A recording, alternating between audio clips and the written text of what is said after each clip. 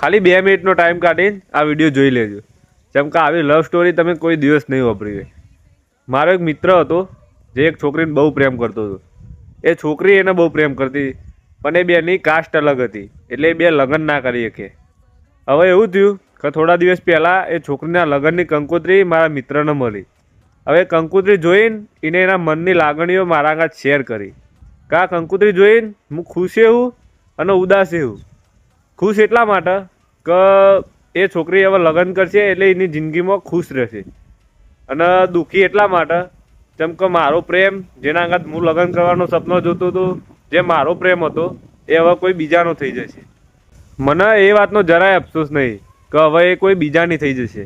હું તો ખાલી એને ખુશ જોવા માગું, ભલે એ મારા જોડે હોય કે કોઈ બીજા જોડે હોય, જેમ કે મેં એને સાચો પ્રેમ કર્યો હતો. એટલે આ સ્ટોરી પરથી એક વાત યાદ રાખજો કે પ્રેમ કરીએ ને તો એને પામવો જરૂરી નહીં, એને પ્રેમ કરવો જરૂરી છે અને એને ખુશ જોવી જરૂરી છે. જેમ કે પ્રેમ કહાની તો કૃષ્ણ ભગવાન અને રાધાની એ પૂરી નથી થઈ, પણ અત્યારે મંદિરમાં તો કૃષ્ણ ભગવાન જોડે રાધા જ પૂજાય. સમજ્યા?